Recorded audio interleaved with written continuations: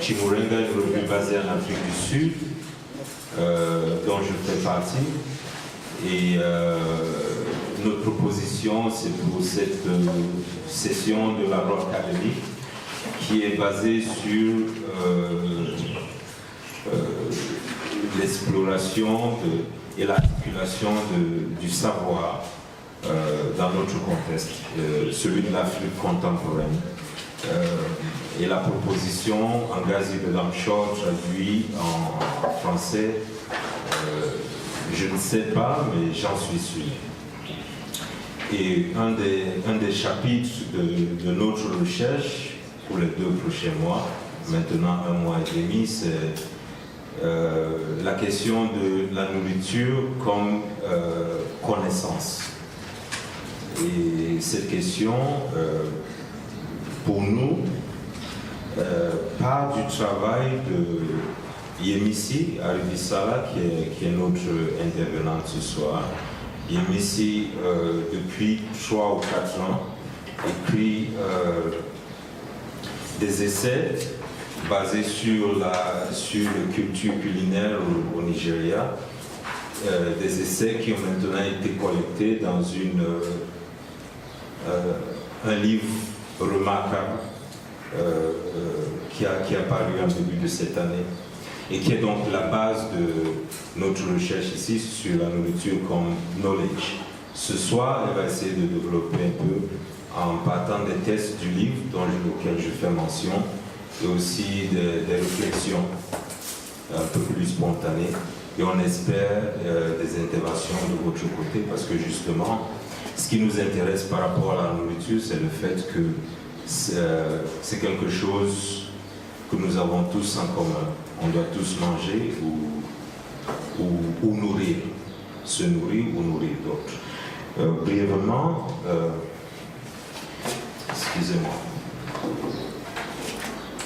Yemisi est une écrivaine, critique nigériane. Son recueil d'essais sur les aliments et la culture culinaire nigériane ont été publiés par Cassava Public Press à Abuja et à Londres en octobre 2016. Le livre est intitulé Long Throat Memoirs, Soups, Sex and Nigerian Text Boards. Je peux pas traduire ça, peut-être que Dieu aussi. J'allais oublier de mentionner. La présentation de Yemisi va être principalement en anglais, donc Dieu va nous aider pour transmettre le mieux possible, parce que c'est aussi une poète, son écriture est assez subtile, au mieux possible en français. Et le recueil a été présélectionné pour la récompense André Simon Food et Drink Awards en 2016. C'est une collaboratrice fidèle de Chimurenga.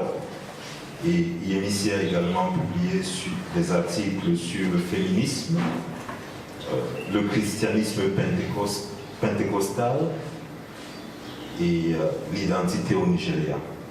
Je vous prie d'accueillir Yemisi Aribisala.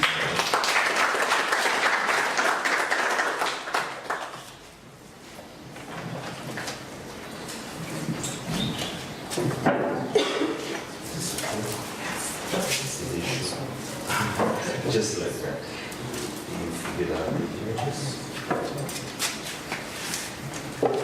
Bonsoir. Bonsoir. Ah ben, je te laisse alors. I'm just going to read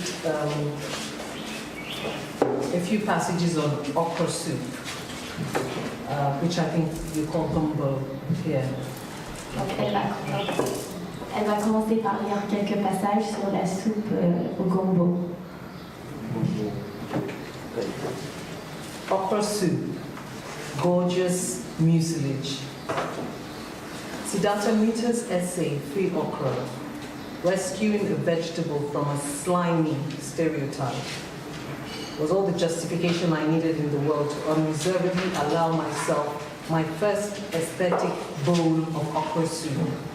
You would think I needed no permission to do this. But I live in Calabar, and there's no cultural point of reference here for eulogizing okra soup or being sentimental about food. Okra is much loved, but handled as perfunctorily and efficiently as an official file. Most Nigerians I know, myself included, are not naturally sentimental people.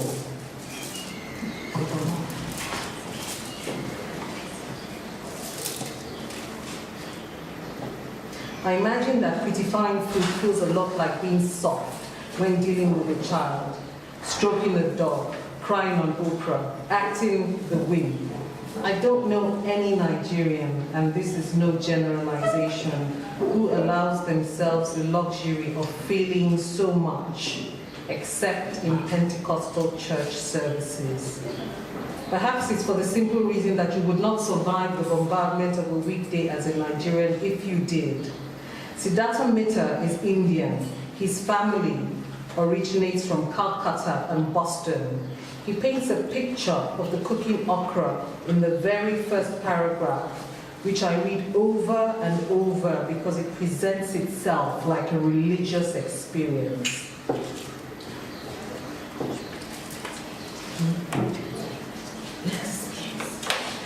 Donc je vais faire des synthèses. Donc elle parle elle avait envie de sauver le gombo des stéréotypes, mais qu'en fait elle n'avait pas vraiment, elle cherchait la permission de faire ça, mais elle voulait le faire. Donc le gombo est adoré au Nigeria, mais il faut être très doux pour le préparer. C'est comme pour caresser un chien par exemple, ou être avec des enfants. Et elle dit qu'au Nigeria, les gens sont assez durs et il faut l'être pour pouvoir survivre au Nigeria. I'm just going to read Siddhartha's own recipe of okra soup. Indians often call okra ladies' fingers, and the preparations that came off the charcoal fire that the village-raised cook preferred to the kitchen stove, where everything that the name connotes, smooth, delicate, and perfumed. Mustard oil infused the okra slices and deepened their flavor. Cumin, turmeric, or chilies added zest. This was okra, unabashed and uncut, the perfect offset to a classic Bengali meal of pungent river fish and simple steamed rice. The pods were rich, pillowy, and moist. I became hooked on okra for life.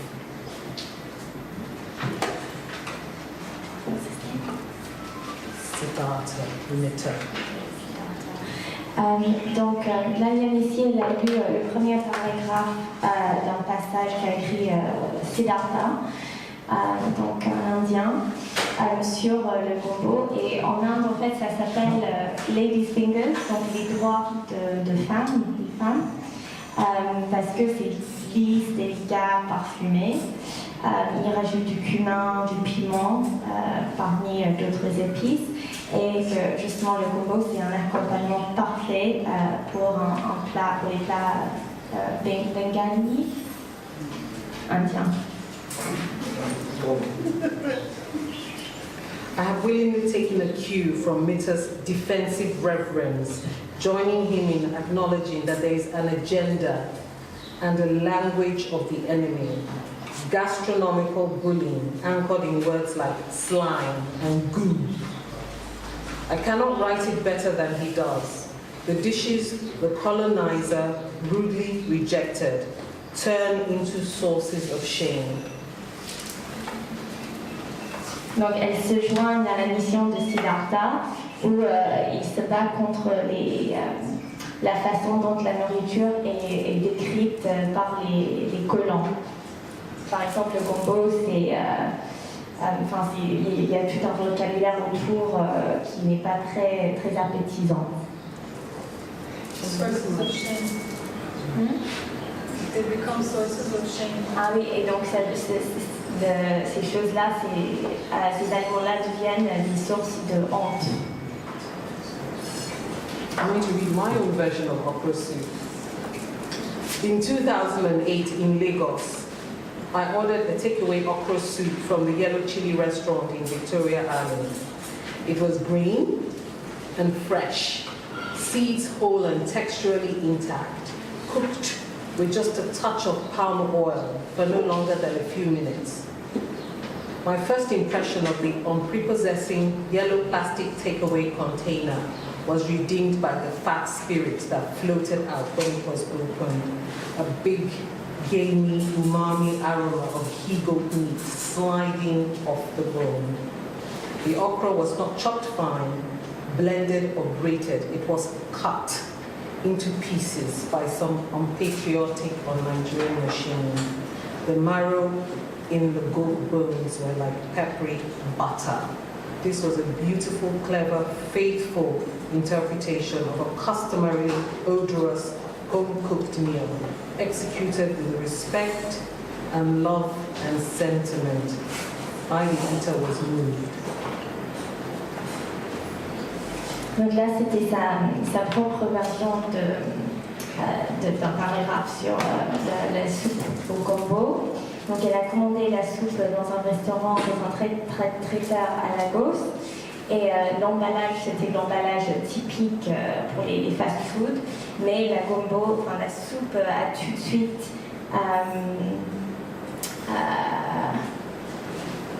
dépassé Non, c'était pas fermé, mais c'est que l'emballage n'était pas appétissant, mais en l'ouvrant, elle a oublié l'emballage, avec l'odeur de la soupe.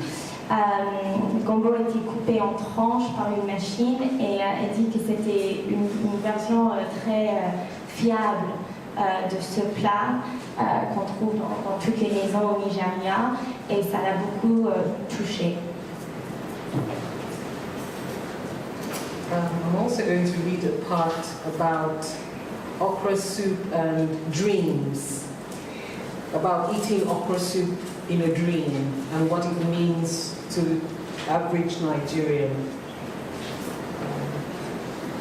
So I settled down and asked the opinions of a pastor and a few others on the relevance of dreaming of food, of eating in dreams, of the whole enterprise being ominous, especially with regards to mucilaginous foods.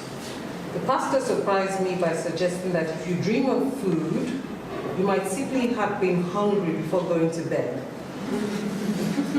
A friend declared uncompromisingly that it was a sure sign that you have been spiritually initiated by a witch. Like the Pentecostal church's goal of converting non-Christians to Christianity, the witch's goal was to convert the uninitiated to witchcraft. Obviously, there must be some tarred runway for the witch's broomstick, some existing foothold, some dark space welcoming the initiation. Nobody is truly initiated without their consent. When you ate okra soup with snails in your dreams, it signified that you had a foot in the door, at the very least. Donc là, elle a parlé de la soupe au gombo et les rêves, et de ce que ça veut dire pour les Nigériens. Donc elle s'est assise avec des Nigériens pour savoir ce qu'ils en pensaient. Et il y a un prêtre qui a dit que si tu rêves d'une soupe, c'est peut-être juste parce que tu as faim. Que tu avais faim avant de te coucher. Mais il y a une autre personne qui avait proposé qu'en fait c'est parce que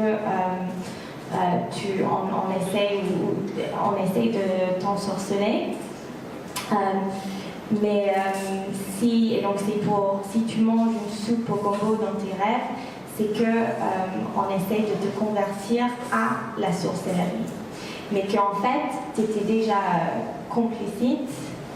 Parce que tu as accepté de manger la soupe. I'm just going to read one more passage. The bottom line was that if you dreamt of okra soup or snails, you were without any doubt a candidate for a deliverance service, which means going to a pastor or pastors to be prayed for and to have the effects of the witch's initiation reversed. Were these people serious? Deadly so. Everyone but the pastor was reluctant to give details of their own okra soup dreams. You can imagine the condescension with which I was regarded when I suggested that okra soup and snail dreams might be our collective way of dealing with the reality of eating foods that are mucilaginous, perhaps visually uncomfortable, and giving ourselves license to enjoy those foods. How else can one navigate the psychosis of regarding cooked snails as a delicacy in wakefulness and then rejecting it in one's dreams as a tool of the devil, of eating with relish while awake and with dread while asleep? Donc, en fait, si tu rêves de ce genre de plat, tu as le droit après à un service de délivrance à l'église pour renverser les effets du sort. Yemisi, par contre, elle propose que ces rêves sont peut-être une façon pour les Nigériens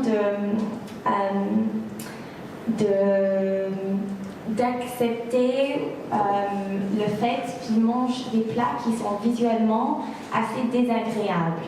Et donc de se confronter à cette tension où dans la réalité, tu es un peu dégoûté parce que tu manges, mais en fait, tu l'adores. Et donc ces rêves servent d'une confrontation collective avec cette réalité. So, do you want to ask a question?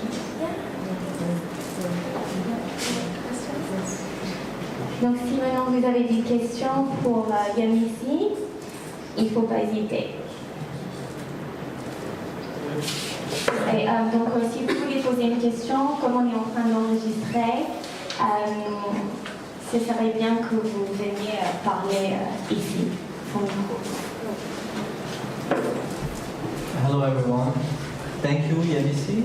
I'm curious about what got you into writing about food. You know, what triggered your interest as a writer to explore food in Nigeria? Je m'interroge en fait sur l'itinéraire qui t'a conduit en tant qu'écrivaine à explorer ce sujet de la nourriture nigériane.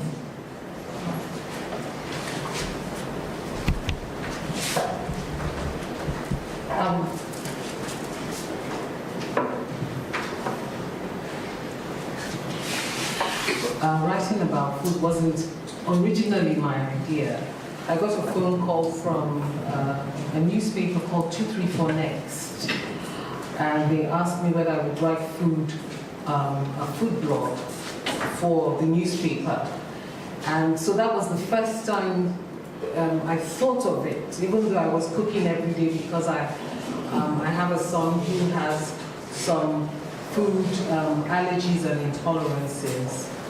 And so when I started to write it, I found out that it came very naturally to me. And I had a lot of experience from cooking daily, not expertise, but experience, and a lot of daily engagement with food that I could tap into to write food. And then from there I started to, because obviously I had to write every Thursday for the blog, so I had to come up with material, and then I started to do a little bit of research, and I started to speak with people, and then it became more than food, because all I was asked to do was to write about food, but then I started to think about the engagement of food and culture, like what I've just spoken about, okra soup, and all of these interesting aspects of it, how you can eat it when you're awake, but when you're asleep, it's a big deal, and you have to go to church to be prayed for because there's something wrong with you if you're eating okra soup in your dreams. How do you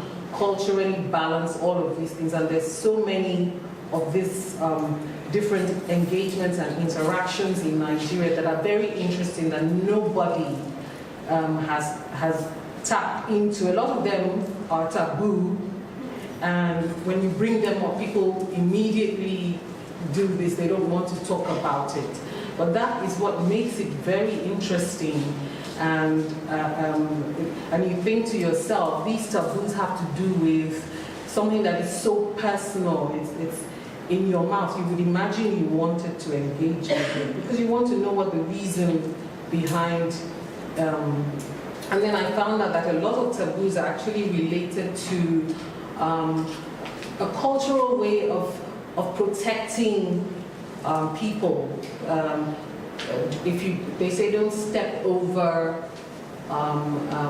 someone who's lying on the ground because that person will have a child that looks like you, and you wonder what is the rationale of that kind of taboo. But the point is to actually protect the person lying down from rape. But so it might not immediately it might not make sense, but there's always a rationale to sort of make sense of our lives as a country of people. So that's really where all of this came from.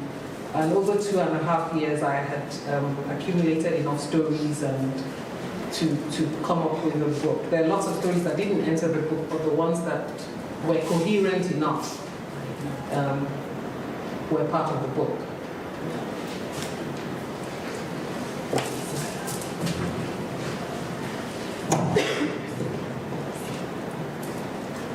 Donc, ce n'était pas son idée d'écrire sur la nourriture. Il y a une chaîne d'infos qui l'a appelé pour savoir s'il pouvait écrire un blog sur la nourriture. En fait, son fils a beaucoup d'intolérance alimentaire, et donc elle s'est rendue compte qu'elle avait en fait énormément d'expérience. Elle n'était pas experte, mais écrire sur la nourriture, ça lui venait très naturellement. Et ensuite, elle a voulu donc s'interroger sur le rapport entre la nourriture et la culture, comme avec cet exemple de la soupe dont elle vient de parler. Et elle s'est rendue compte que la nourriture, c'est un peu un tabou au Nigeria. C'est donc d'autant plus intéressant. Aussi parce que c'est quelque chose de très personnel. Ça se passe dans la bouche des gens.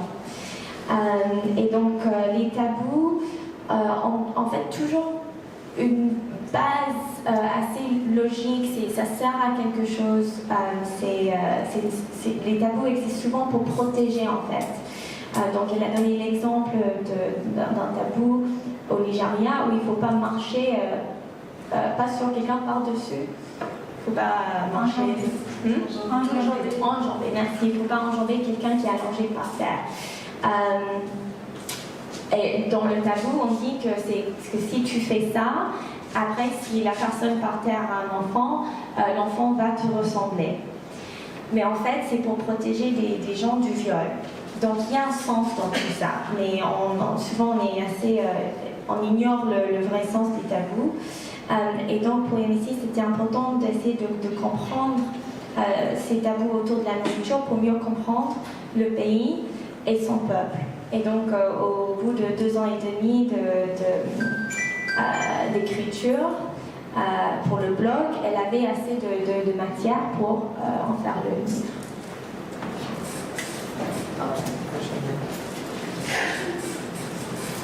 Bonsoir, merci.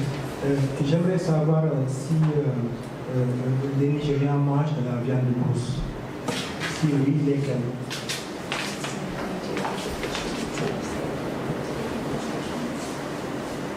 A lot of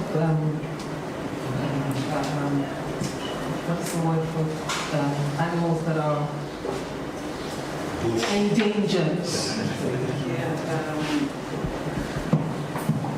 Depends on where you are actually. I hear that on the border of Cameroon and Nigeria we eat gorillas. We eat and Cameroonians eat tadpoles as bushmeat.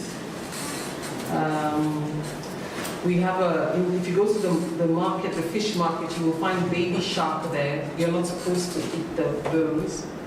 I don't know if those are actually bushmeat. We eat a lot of deer. What do you call deer? Les cerfs. The gazelle, yes. What do you call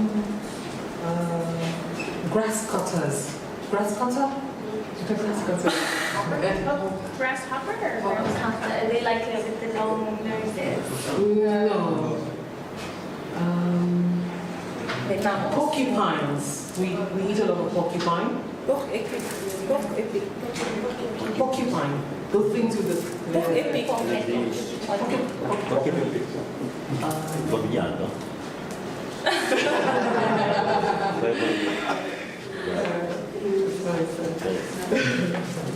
So quite a few endangered and non-endangered. They're trying to get people to eat more grass cutters and porcupine than gorillas and drills and elephants, which we group as bush meat.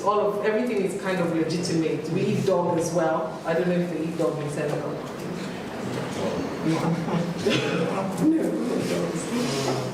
So we're quite voracious meat eaters. We're not very discriminatory in our eating. Je fais la traduction entre l'un et deux. Donc oui, en effet, au Nigeria, ils mangent beaucoup d'animaux qui sont en voie de disparition. Par exemple, à la frontière avec le Cameroun, ils mangent des gorilles. Et dans certains marchés, tu peux même trouver des bébés requins. Mais ils mangent aussi beaucoup de mammifères, c'est ça? Je ne connais pas les noms français de tous ces animaux, mais c'est des mammifères. Et maintenant, au Nigeria, ils essayent de convaincre la population de manger plus les mammifères que par exemple les éléphants ou les gorilles. Mais au Nigeria, ils mangent même des chiens et Yemisi a dit qu'ils mangent beaucoup de viande et ils ne discriminent pas, il n'y a aucune discrimination en fait.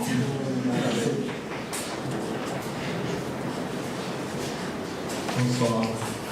Moi, c'est mon dialogue. En fait, comme je suis agroécologiste, il y a le fait de voir les légumes qui m'intéressent beaucoup.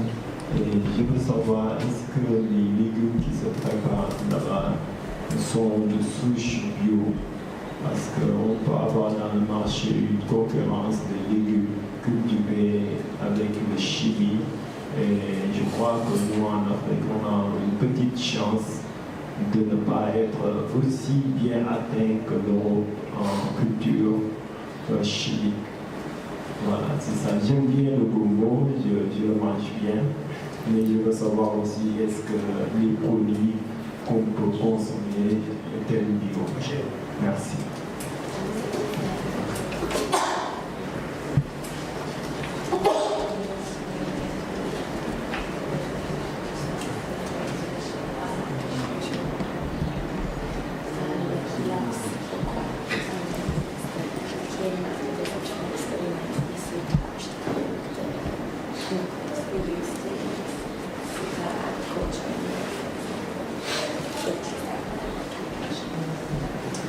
I don't think we're as conscientious as them. I'm not sure what happens in Senegal. And is the food here organic? Ça dépend.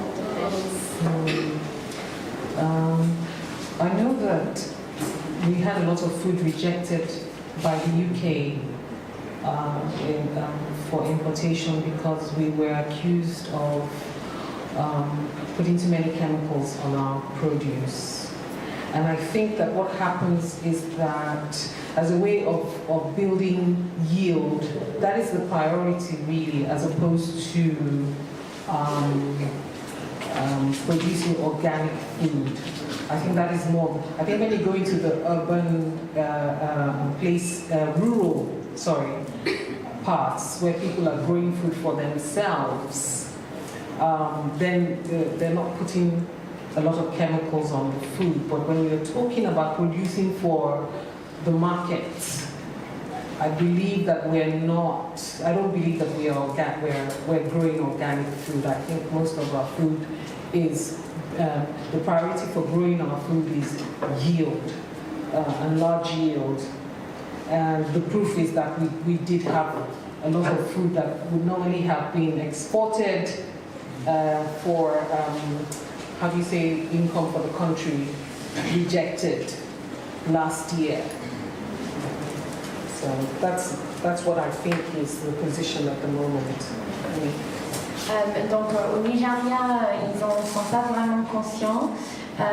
Donc même il y a des aliments des produits qui ont été rejetés par le Royaume-Uni parce qu'il y avait trop de traces nocives sur ces aliments. Au Nigeria, la priorité, c'est vraiment la quantité en cultive pour le marché.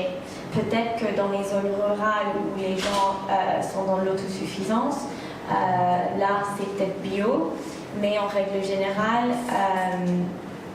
on essaye de produire en grande quantité et c'est vraiment ça la priorité. Et la preuve, c'est que les aliments sont régulièrement rejetés lors des exportations. In most countries, we have a board that watches over all of these things. We don't have a system in place that has all these policies where you can't use this. And then a lot of the farmers there are farmers that are educated, but I think a lot of farmers are not educated. So the government comes and gives them something and they don't read. They can read it, but they don't really have the technical knowledge of what is in what is being put on the. So there's a disconnect actually between,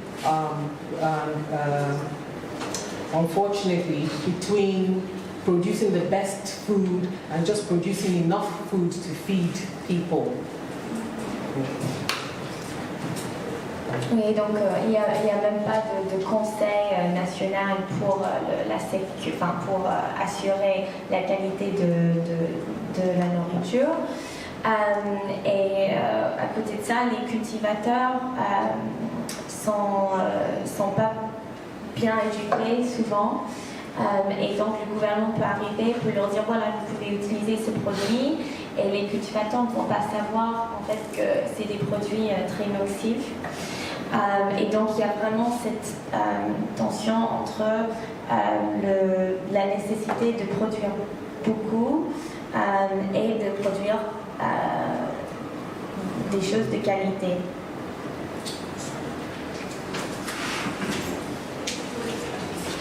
See, I'm interested in the distinction you make between experience and expertise. So the two questions tied to that for me is whether you believe that food as a practice but also a body of knowledge is one that fundamentally challenges that separation of the power of expertise and the power and the relevance of experience. That's maybe I could formulate it better, but I hope you understand that query. The second one is now that you've written a book on Nigerian food culture, Nigerian preparation of food, whether this then moves you into the realm of expertise, because there's so little that is convincing and beautiful and as powerful as what you've produced in that area.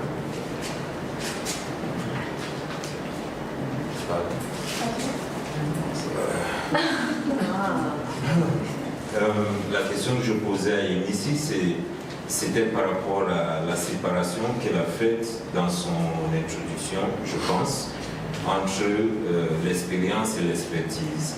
Et ma question, c'était par rapport à si elle pense que justement les cultures culinaires, c'est un espace de connaissance, de savoir, dans lequel cette séparation, le pouvoir de l'expert peut être fondamentalement challenge. Parce que l'expert, en fait, j'imagine, c'est la personne qui est dans la cuisine qui prépare. Et puis, le deuxième volet de cette question, c'était elle, maintenant qu'elle vient de produire un livre très important, très cité et très populaire sur la culture culinaire au Nigeria, si est-ce que ce travail maintenant la transforme en une sorte d'expert parce qu'il y a un langage qu'elle a produit par rapport à ça. I wouldn't consider myself an expert, and I will, for all kinds of reasons. The main reason is because Nigeria is very, very, very large country, very diverse country, culturally, cuisine, with all kinds of, on all kinds of parameters. Nigeria is huge, and all I've done is a kind of introduction with the book. So it isn't, when I say that I have experience, it means that I'm engaging food. But even that experience is limited because I was engaging it in South Nigeria and Southwest Nigeria and a little bit in Delta. And so I didn't go to the north. I barely touched the east. So I can't say that I'm an expert on Nigerian food. The book doesn't even propose that. It's very anecdotal, and a lot of the stories don't belong to me. I got them off people who are culturally embedded in certain parts that I was unable to go to, and I got them to probably show me techniques, but I don't know anyone who is an expert on Nigerian food. I know a few people who, maybe like somebody who's like Professor Obot, who knows all the technical names of, but whether he's an expert on food is questionable because he doesn't cook any food, he just knows about the food. So it's a very difficult designation. I think in other countries, maybe people do all of the above. They travel, they learn all the names, all the methodologies, the technicalities, and then maybe they go to a university and they study, and then they say, I'm an expert. But I'm nothing like that. Now, as to whether or not the book makes me that, certainly not. My work would have to be broader. And I think also, because somebody asked me, there's not a lot of anthropological aspects to your work. A lot of it is anecdotal. I said yes, because I wanted the work to be approached as, in a certain way. I didn't want it to be it wasn't supposed to be academic. And I think that when you start to talk about expertise as well, you are talking about academics and scholarly work. But when you're talking about experience, then it is more anecdotal, but that also penetrates better. I think it travels better, is the word Stacey used, than, how do you say, documents and treatises, and is that the word? Treatise? Thesis, the thesis.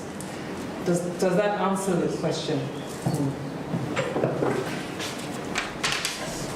Donc Yemisi ne se considère pas comme expert, déjà parce que le Nigeria est un très grand pays en termes de taille, de diversité, et donc son livre ne peut que être une sorte d'introduction. En plus, son expérience est vraiment centrée sur le sud du pays, un peu sur le delta. Elle n'est pas allée au nord du pays ni à l'est. Donc la proposition du livre, ce n'est pas d'être le livre d'un expert. C'est basé, il y a beaucoup d'anecdotes dans le livre. Et elle ne sait pas, elle ne connaît même pas une personne qui est experte de la nourriture nigériane. Il y a des professeurs qui maîtrisent très bien, qui ont des connaissances techniques, mais en fait, ils ne cuisinent pas.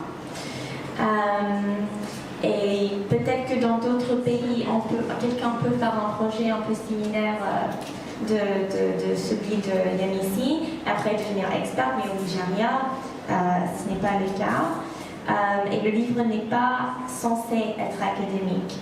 Elle trouve que l'expérience n'est pas l'expertise, donc l'expérience voyage et circule beaucoup mieux que justement l'expertise, donc à travers des documents ou des thèses.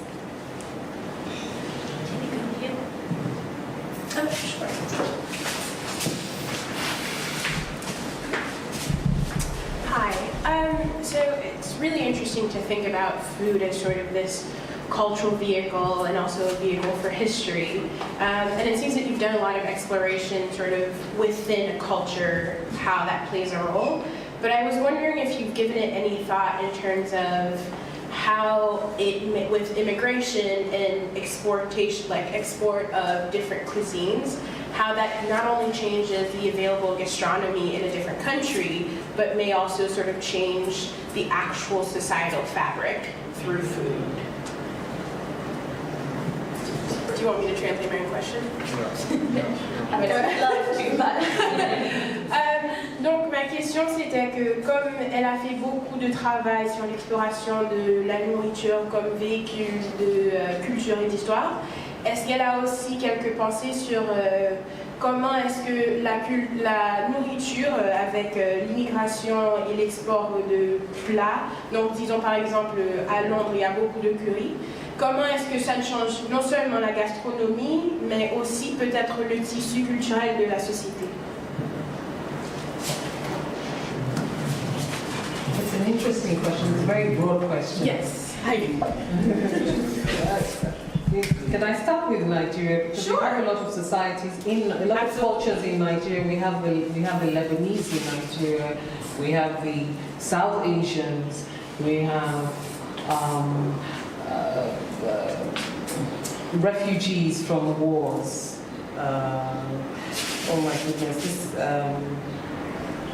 what country is this that's been fighting? Anyway, different, but we're not very good at assimilating the food of other cultures. We, because I've looked, I thought, okay, there's a market in Lagos called White Man's Market.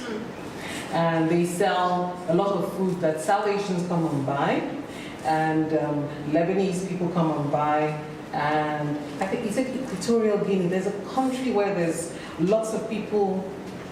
I can't remember that. Even we have a lot of Togolese people. We actually have lots of different pockets of people, but we don't. Their food doesn't get incorporated into our own food.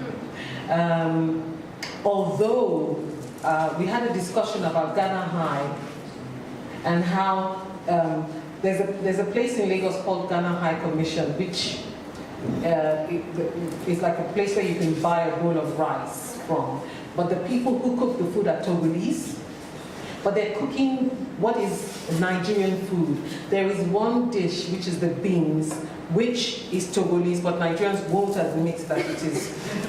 So we're very reticent. We don't want to take in other people's, and then we don't admit it because rice, for example, is not a very Nigerian. Uncle Ben's rice, which we eat a lot of, is not Nigerian. But we don't talk about the journey of this food and the people. In fact, if I go to White Man's Market in Nigeria and I try to buy things, the Nigerian traders will be hostile, and they'll say, "So you think your own food is not good enough for you?" You know. So maybe I go to somebody who I know won't be aggressive, but there is just the distinctions are very, very clear. Now, I have a problem with the food that goes out, like when you open blogs on the internet and you see jollof rice. Yes. Everything is jollof rice, egusi. Even okra doesn't make, but there's certain dishes, they're not really representative of the food and the variety of food. They're just this, I don't know, they're like a summary. So is that actually, what does it say about the culture? And people are fighting over it, they're fighting Jamie Oliver, don't talk about our food, don't let us cook. Yeah, so how do you, is that really a movement, or is it just some kind of superficial representation going on? There are people like Chef Wei, I don't know whether you've heard of him, who is in America and cooking and dialoguing about food. are few and far between. But they are also not talking about the movement of food. They're talking about the cooking of the food. So the culture of the food is not really represented, and then the penetration of other foods is not represented. So it's a huge discussion that has barely been broached. I don't think that I can handle it. In one chapter I mentioned it, but it's very interesting. And I don't know who was talking about it earlier today about carrying, I think it was Jihan, who was talking about carrying food between Goa and Mozambique, and how you trace your history through carrying the food. The big discussion. Oh, I'm sorry, I have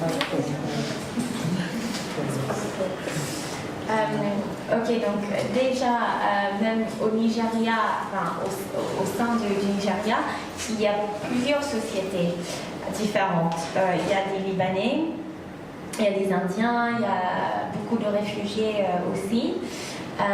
Mais les Nigériens ne vont pas forcément intégrer la cuisine des autres de façon consciente dans leur plat. Donc il y a un marché qui s'appelle le marché de l'homme blanc, par exemple.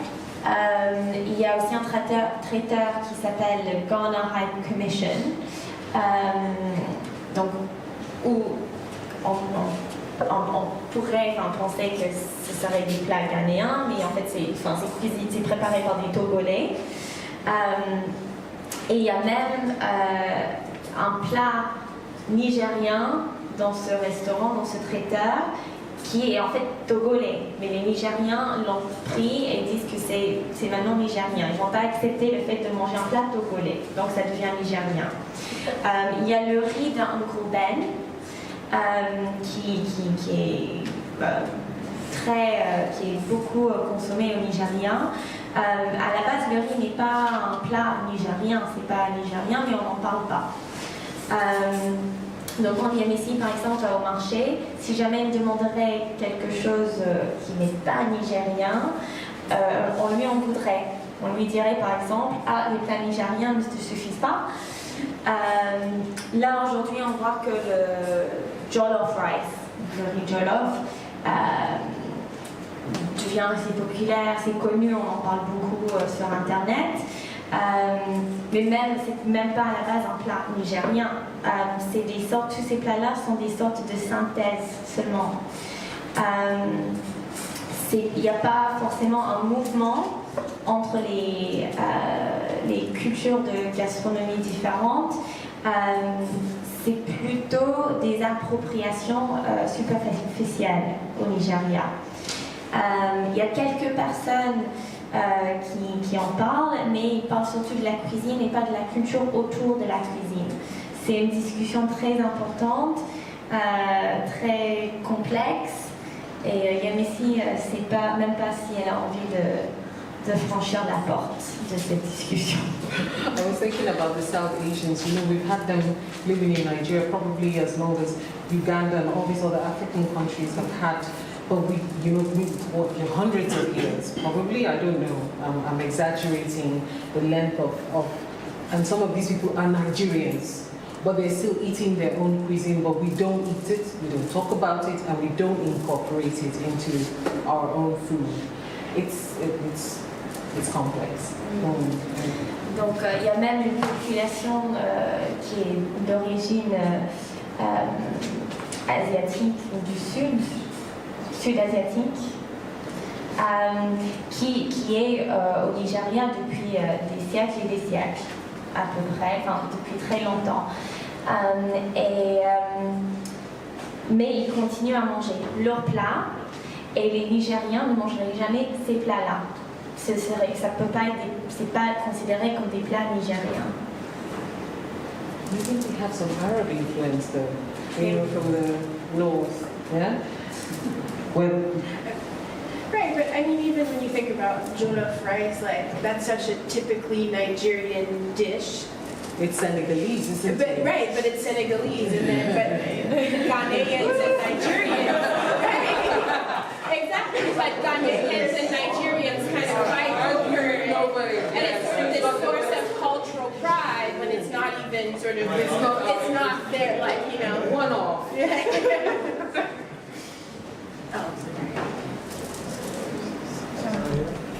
I thought the first question would be, have you eaten the Senegalese soup kanja? You don't know what it is? What you can hear, soup kanja is the same thing you described. So I'm curious to know if you have tasted it and what's the difference between yours and theirs. I will taste it now. I haven't. And do you think what we eat defines us, or what our eat define them? For instance, I'm not Senegalese, I'm Malian. I've been in Nigeria, and I've been to a restaurant and I ordered egusi soup and plantain. They said, what is this? You don't eat egusi soup with plantain. Maybe you don't eat it, but this is what I want. Oh, you are not Nigerian. No, I'm not Nigerian. That's why you are eating egusi soup with plantain. And do you, if you ask me, I think what we used to eat, but what we eat used to define us. But is it the case today? Do you think it's the case today? And also, but the question have been already right from the jollof rice. I've seen there's a battle on Twitter since November 2015. 13. Yeah, no, I don't know if it's a man or a woman. He tweeted, this is the original jollof rice and not what the Nigerian or Ghanaian pretend it's. And it's still now, people are commenting, yes. Have you seen that? And is jollof rice Nigerian, Ghanaian, or Senegalese? Senegalese.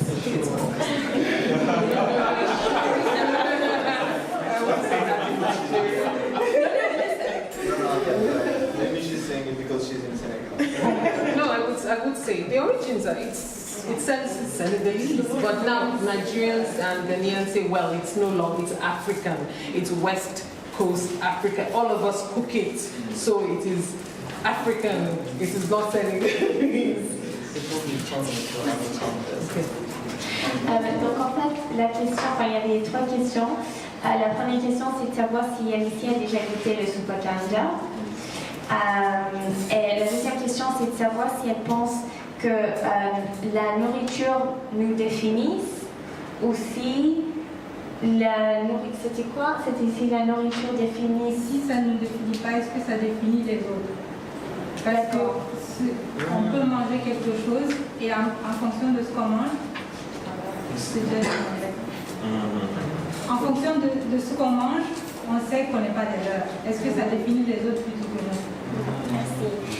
Et la troisième question, c'est de savoir si le riz jollof, d'où vient le riz jollof.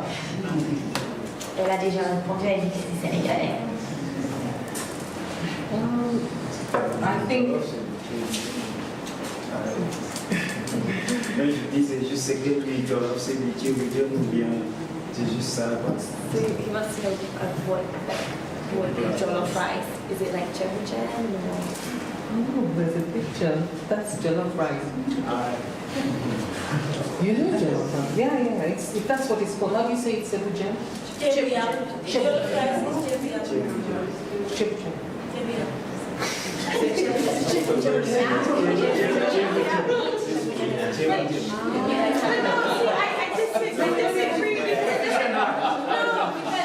We don't put meat in it. It's just like this. Even the peas are not really welcome. It's just the red rice. Yes, exactly. Yeah. So it's not yap, it's not gin, it's just chep, really. I think that the cultural practices that have to do with food, or maybe when I was living in Cross River State in Calabar, there were certain dishes that only those people cooked. And you knew, if you saw that dish in somebody's house, you would know exactly who they were. And those are the dishes that really interested me because I felt these were, they define, and in fact, yes, there's a soup called afang soup that Cross-Riverians cook, but it's eru. I don't know what the word is. The Cameroonians call it eru. We call it afang, and the Effiks will pound the leaf, and the Akwa Ibom will pound the leaf, and the Effiks will there's something they do to it, or maybe they just chop it up. But there is a way that they cook it, and then you will know that it was an Effik person, or it was a how do you say, Akwa Ibom. So the way the dish is prepared tells you where the people are from. And some people will refuse to eat one or the other. So maybe in that sense the food defines us. But I think, how do you tell, would you eat this as jollof rice? Or would you want to eat the one with the meat and the... I don't know, if it's creme chantilly, I want. Oh, yogurt. All right. It's a good question. Does...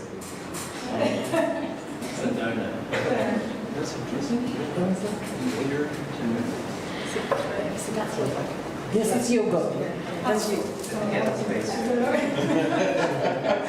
But I eat legusi and plantain, so I don't know. I think the person was just giving you a hard time.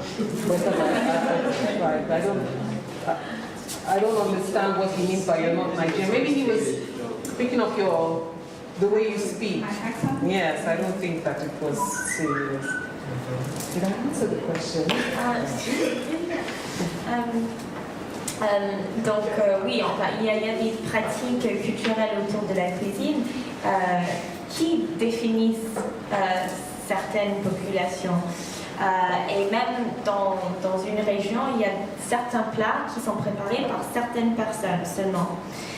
Donc il a pris l'exemple de la soupe afang qui est préparée par plusieurs ethnies, mais de façon différente.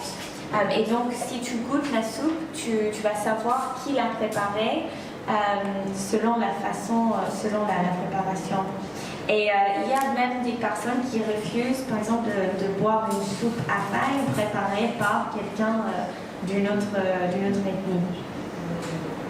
I'm trying to find... Yeah, do you see this thing here is this gari is cassava. Yeah, it's now when it's yellow like this, it's from certain people that eat it. Where I come from, we don't eat this and we make jokes about it. So, well, maybe because I've lived in Calabar for a while, I will eat it, but my people will turn their nose up at it. So you will be able to sort of tell from what's on a person's plate where they're from. And then most people I know won't cut their okra big like that. You know, somebody who is from the rural area will not eat that because it looks very pretentious to them. Yeah, so I think, yes, you can probably tell people where people are from by what's on their plate, or at least how they react to the food. You might be able to have an idea. Donc là, par exemple, c'est un plat qui est à la base de manioc, et c'est pas censé être aussi jaune. It's got palm oil in it. Oui, il y a de l'huile de palme. Et dans la région de Calabar, donc tu viens Yemisi, c'est blanc. Ils mettent moins d'huile de palme, et donc il y a des personnes qui ne le mangeraient pas comme ça aussi jaune.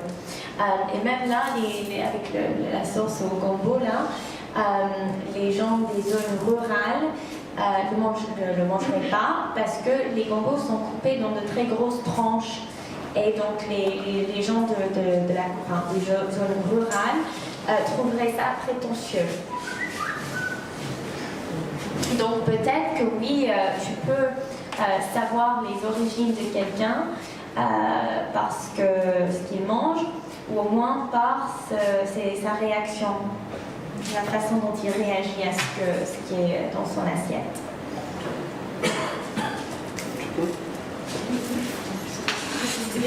Ouais.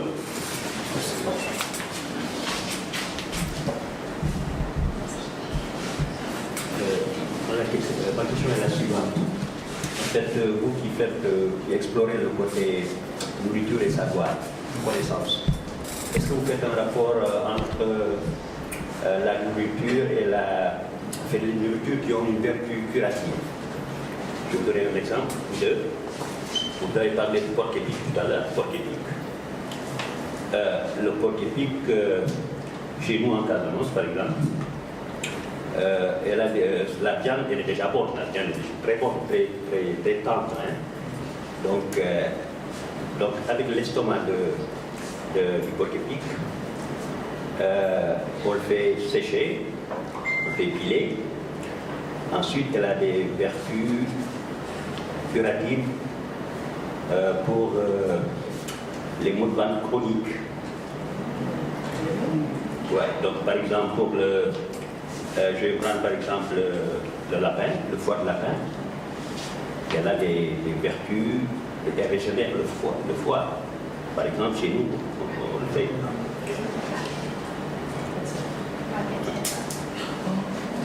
Ça régénère le foie.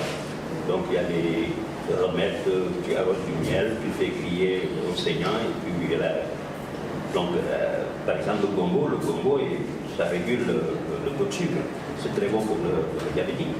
Donc je voulais savoir, ma question est de savoir si vous faites un rapport, si vous explorez ce chapitre-là, et si vous faites un rapport entre vertu curative, gibier, voilà, les numéros, quoi. C'était ma question. Merci.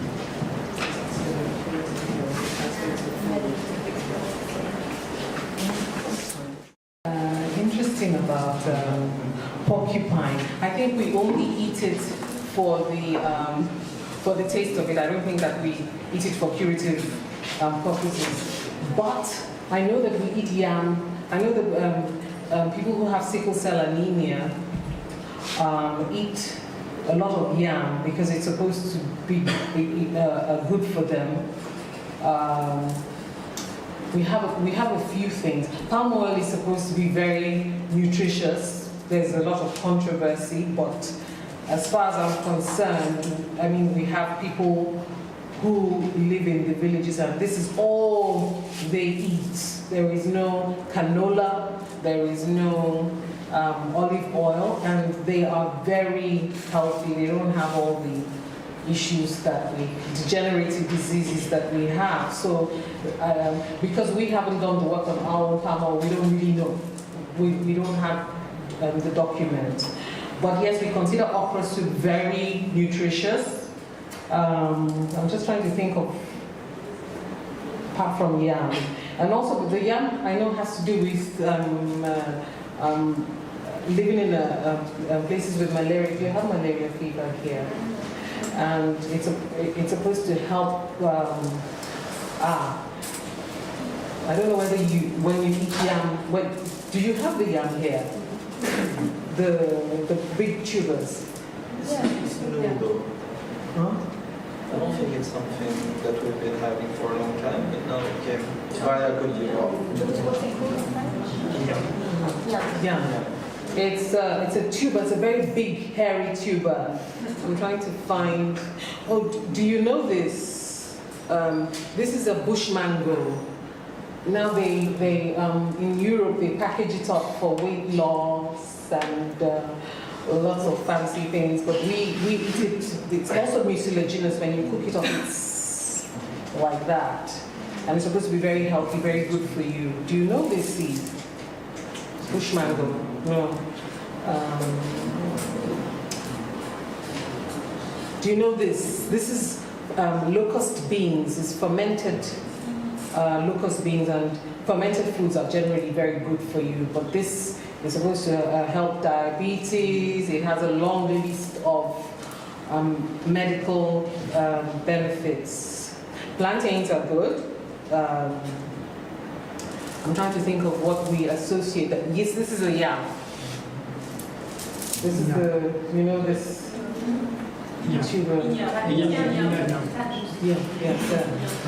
This is supposed to be very, very, very nutritious. I'm not sure what when they put it into all these medicines. I'm not sure what it's used for, but I know that it is also quite medicinal. That is a hot leaf there. It's a hot pepper vine. That one up there. So yes, we catalog our foods according to nutritional benefits and curative effect as well, but we're not as formal or documented as this. You know, the crayfish in the background is supposed to be, I know that, you know, some babies, this is what they feed them and they're like this, you know, very healthy and stocky. They don't, because a lot of us can't digest cow's milk. So they will get the pap, you know, the corn pap, and they will put like tons of that stuff in it. And the toddler will eat that for months on end and will be very strong.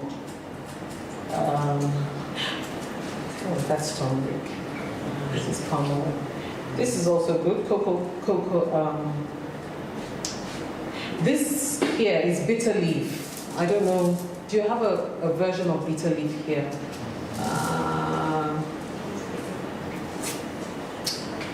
No, you don't. Bitter leaf.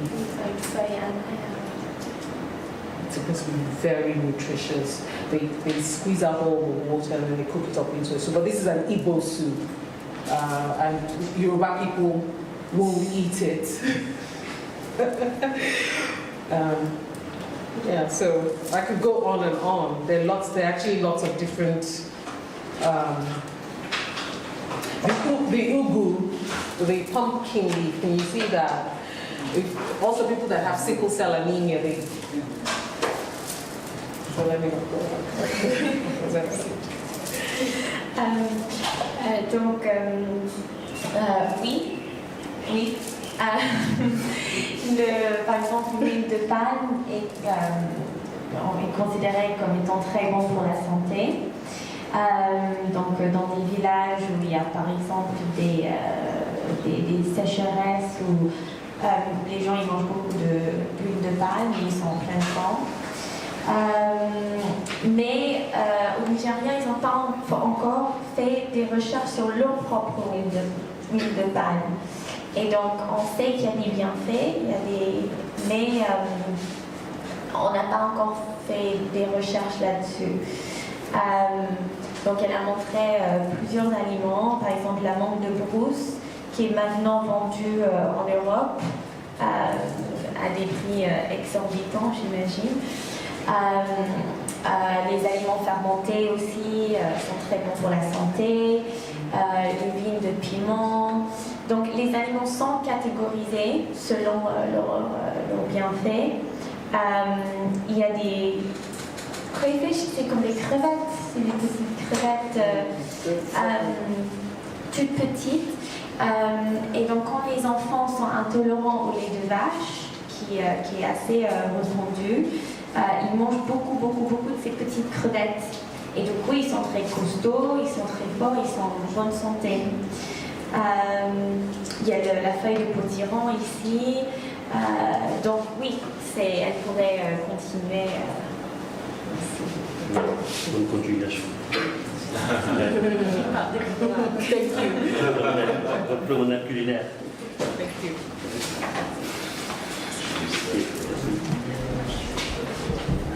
Bonsoir. En fait, merci donc je voulais poser la question. En fait, par curiosité, je voulais apprendre pourquoi, quand les Nigériens consomment trop de piment, puisque dans plusieurs plats ou bien ils aiment accompagner le piment avec plusieurs nourritures. Donc, je ne sais pas si la culture ou bien donc c'est bon pour la santé ou bien il y a un secret là-dessus. Je voulais apprendre ça sur ça aussi. Sur le tempérament.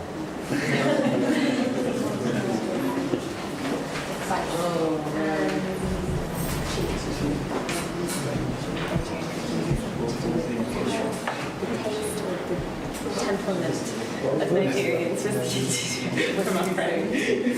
one expects me to the temple. And it's only a certain part of it, I don't know when he ate, but it's my people who eat the pepper.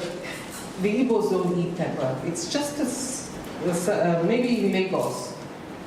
Do you want to ask him when he ate the, how does he?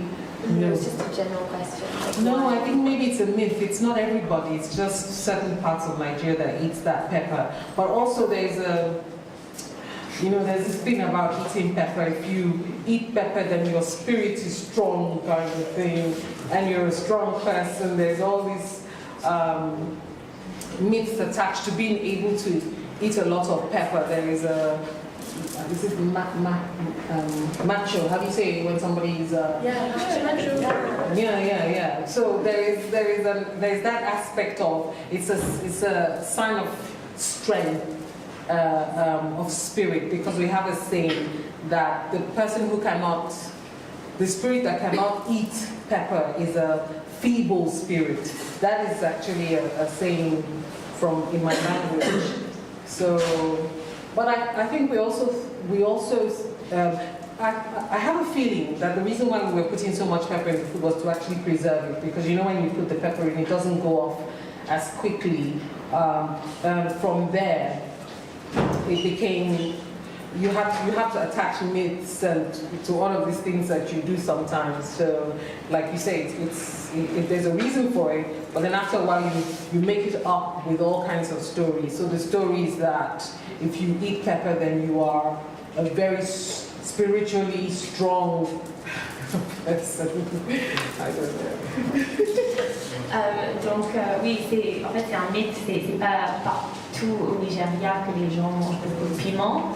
Dans sa région, oui, ils mangent beaucoup de piment, mais c'est dans certaines zones du pays. Mais oui, il y a toutes sortes de stéréotypes ou d'idées autour de la consommation du piment. Donc si tu manges du piment fort, t'es fort, par exemple, ça devient un indice de force. On dit aussi que l'esprit qui n'arrive pas à manger le piment est faible.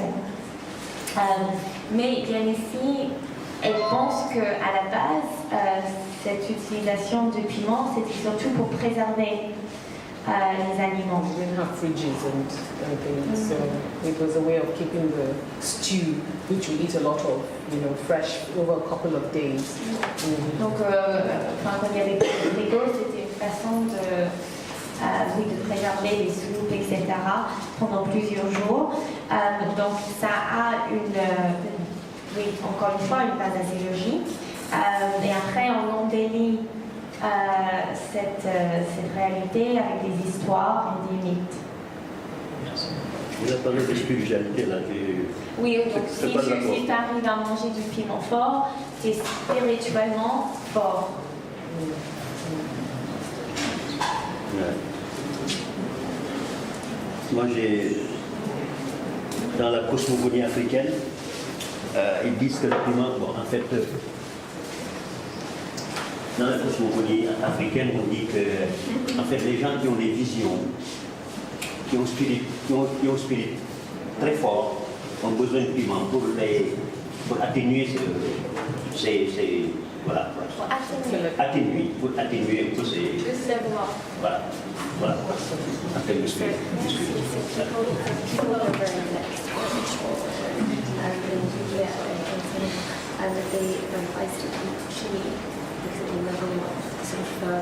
Oh, really? That's interesting.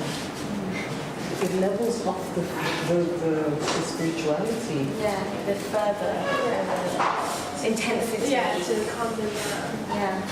Pepper actually calms down. Yeah, right. It's counterintuitive. Yeah, it's interesting. You see, you're going to take 2 more questions?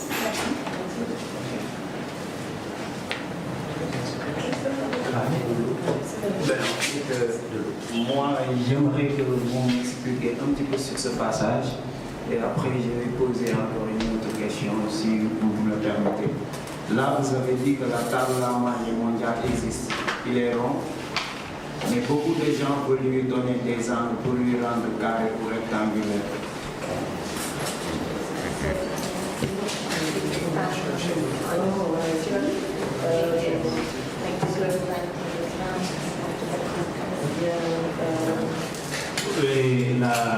La deuxième question est, en fait, est-ce qu'à partir des plats que vous présentez, on peut identifier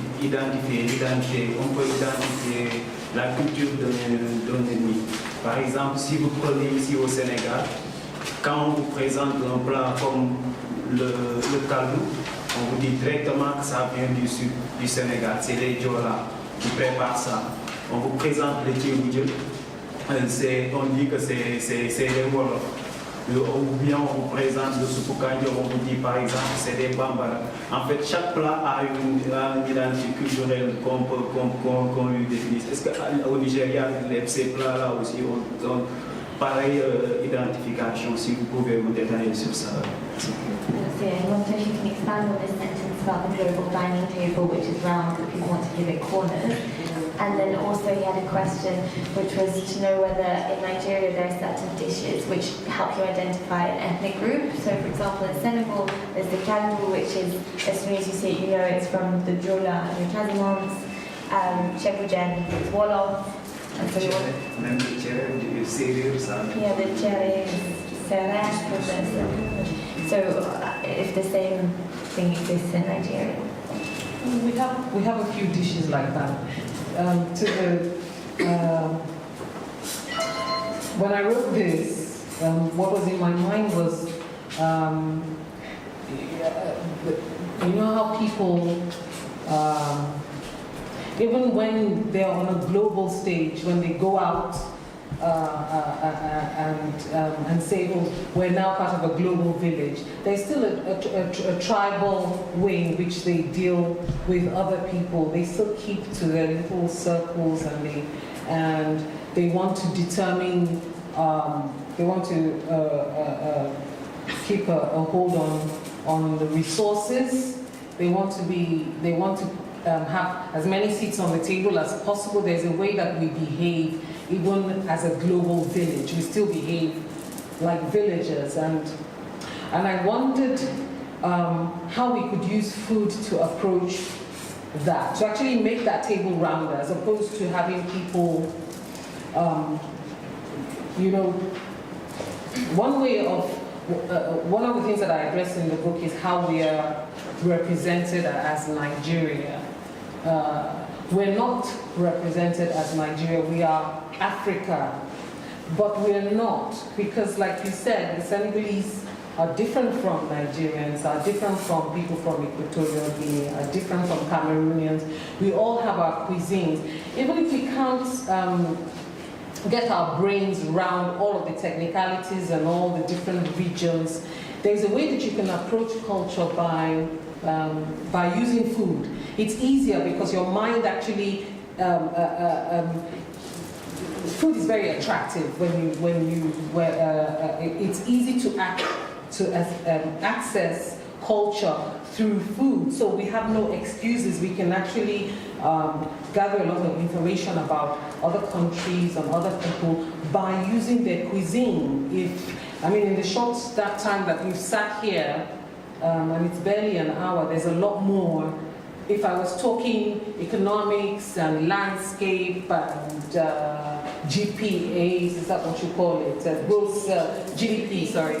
Doesn't mean anything. Yes, and inflation, and a lot of people would just switch their brains off, but because you're talking about food, food has this appeal, and you can use it to access other people's culture. You can have conversations over it, and you can use it to welcome people. So it is such an amazing tool. And I was trying to say, when I was actually writing this, I was writing about South Africa. There are so many different groups in South Africa and tribes. I don't know whether they're called tribes. Graham and I were discussing it, but Salvations and slaves from Africa and all these people have to find a way of retaining some identity, but also come together and sit on the same table and say, oh, we're all South Africans. This is a process that has been going on for years and years and years and years. And you cannot talk about color in South Africa without bringing up very bad feelings. People get are very upset. There's a word that is used in South Africa, which is coloured, which if you use it in Britain, I know some actor said somebody was coloured, and there was this uproar. There was people were saying, you can't say that, you can't use that word, but it is used in South Africa. But politics is very, very deep, very fractured, very painful. So I was trying to use food to talk about people without causing that offense and getting all the ideas across without getting people worked up. Because food actually you go under people's skin by talking about food. They're not immediately on their guard and ready to fight you. So I think that was where that paragraph came from. In Nigeria, we have different foods. The easiest ones to think of are Cross River State. Cross River State has a very sophisticated set of dishes, and they probably have more dishes than the rest of Nigeria. So we immediately identify some dishes with them. Even basic things like marriages, there are dishes that are cooked if you're going to have a wedding. So there are all kinds of dishes that tell you the stew is southwestern. From my people, they say, oh, we eat stew. We don't have any other thing on our menu apart from stew with croissants, stew with rice, stew with everything. So there is a way of identifying people by but you have to be careful so it doesn't become like Are you Yoruba? Yes, I'm Yoruba. Yeah, of course. I can guess the way you did because I'm in Europe. Did I hope I answered the question? I don't know. Pour commencer donc, sur cette phrase, elle a constaté que même si on vit dans un village mondial, on est des citoyens du monde, etc., les gens ont quand même des instincts assez... où ils excluent, ils continuent à exclure des personnes. Et donc, ils voulaient savoir comment utiliser, ils voulaient voir comment utiliser la nourriture pour combattre ce phénomène autour de cette table à manger mondiale. Même en Afrique, c'est compliqué, il n'y a pas la cuisine africaine, il y a les Sénégalais, les Camerounais, les Guinéens. Mais la cuisine reste une très bonne porte d'entrée pour apprendre sur une culture différente. On est là depuis à peu près 1 heure et déjà on a appris beaucoup de choses sur la culture nigériane et sénégalaise.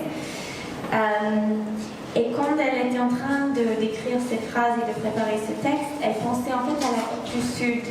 Donc un pays où il y a une pluralité énorme de cultures, où les gens doivent essayer de garder leurs propres identités tout en s'asseyant autour de la même table. Le racisme en Afrique du Sud est très profond et très grave. Mais il lui semblait que la cuisine était une bonne façon d'aborder tous ces questionnements autour de la culture et de la pluralité. Maintenant, pour répondre à ta deuxième question, oui, au Nigeria, il y a des cuisines différentes selon la région. Par exemple, au Cross River State, ils ont beaucoup de plats différents. Dans sa région à elle, on mange beaucoup de blanquettes. Un stew, c'est une blanquette, je pense. Enfin, c'est une sauce à la un ragoût. Et donc, au Nigeria, on dit que là-bas, ils mangent le ragoût avec des croissants, avec le riz, on s'en fout. Mais c'est que ça. Donc oui, en effet, on s'achoppe des personnes. Donc oui, on peut identifier, on peut faire des rapprochements entre l'ethnie ou la région et les plats. Last question. Thank you, it's really interesting. I would like to go back to witchcraft and what you were saying about food being a very intimate experience as it takes place in the mouth and it is investing our unconscious and our fantasies. And I was wondering if you think that somehow food taboos in Nigeria are used to enforce the separation between feminine and masculine, and maybe taboos around the female body.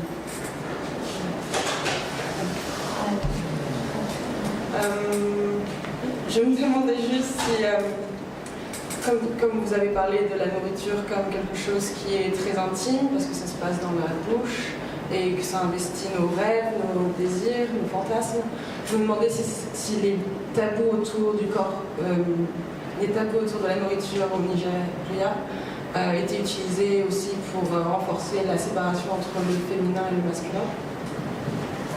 We were talking about it this morning, love potions,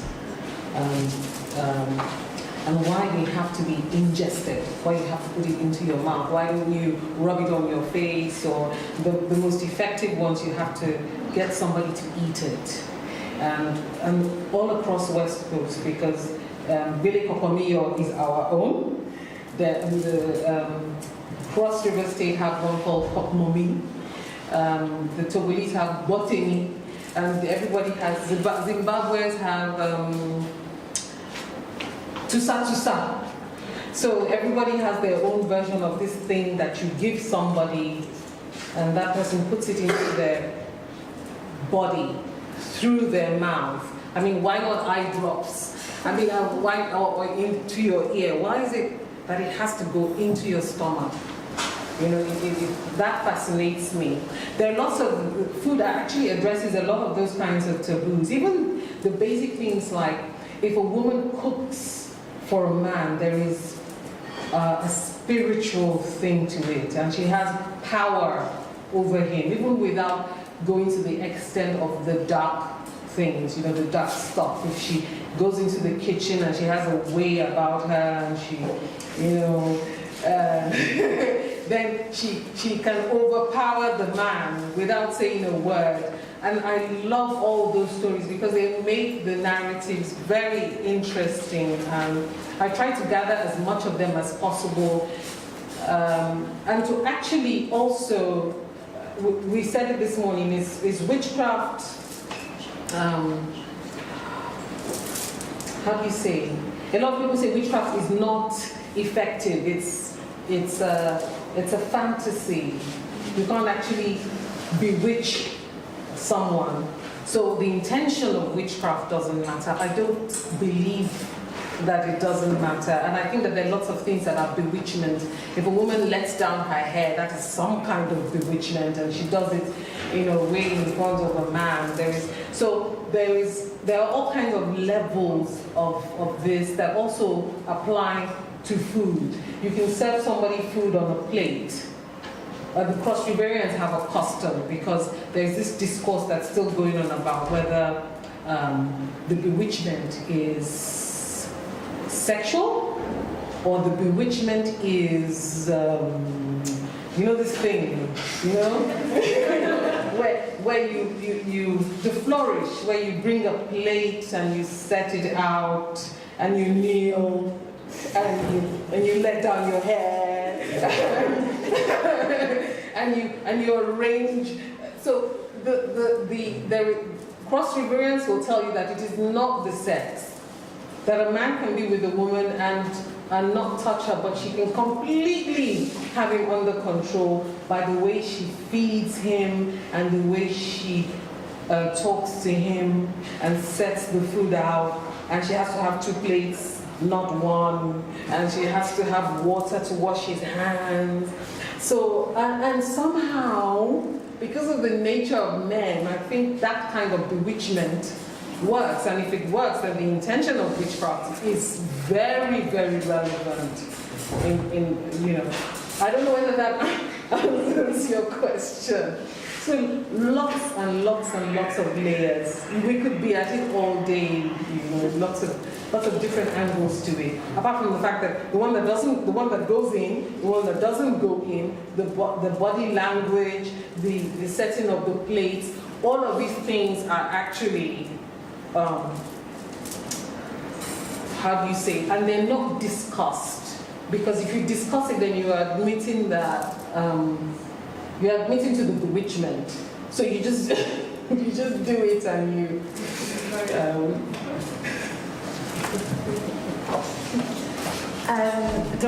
Oui, en fait, on en parlait tout à l'heure. On parlait des potions d'amour, ça.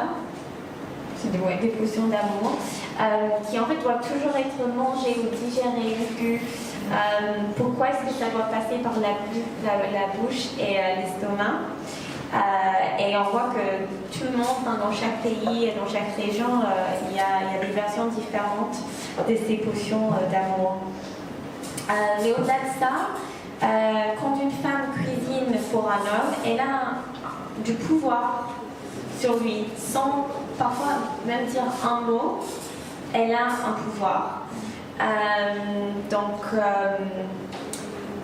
C'est peut-être de la sorcellerie, mais c'est à travers des comportements subtils. Ça peut être la façon dont on joue avec ses cheveux. Et que, en fait, préparer un plat et tout ce qui se passe autour de cette préparation, de la présentation, peut être plus puissant que des actes sexuels pour pouvoir avoir du pouvoir sur quelqu'un dans un mariage, par exemple. Mais ces gestes qui existent autour de la cuisine ne sont pas du tout, on n'en parle pas au Nigeria, alors que ça compte vraiment dans la façon dont on expérimente la vie, les relations, et maintenant j'arrête de traduire. I was going to say, there's a taboo. I can't cook fish soup for your husband. Because why am I cooking fish soup for your husband, you know? But if in some other country, I could bring fish stew to your house and say, oh, I'd make fish stew but Nigeria, people like, why are you cooking fish stew for my husband? You know? So it's a very serious taboo. It's not a joke. You know, you would get into a lot of trouble for. What does it mean you are hiding your husband? Sorry? Sorry, what does it mean when you cook fish soup for somebody else's husband? You're trying to seduce him. Well, that's the thing. It's not spoken. It's unspeakable. Yeah, but is it? That's what it is. That's the taboo. It's like they say it's some, but it's not the same. It's like saying somebody said it's like saying, would you like to come up for a cup of coffee? Do you know there is a language behind asking somebody? See my etchings. Huh? Come and see my etchings. Exactly, but you know what? I could probably deny it if I bring fish stew and you say, why are you cooking fish stew? I can say, I just wanted to cook fish stew. You know, so that it's not written down, but it's there.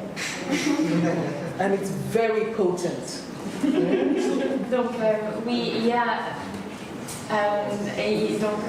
oui, je voulais ajouter que par exemple au Nigeria, si une femme prépare une sauce au poisson pour le mari de quelqu'un d'autre, c'est très très mal vu. Et tu risques d'avoir des problèmes après.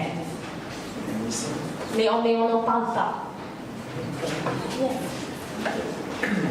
Since it's something that nobody speaks about, I'm very curious on how someone becomes an expert into that sort of witchcraft, you know?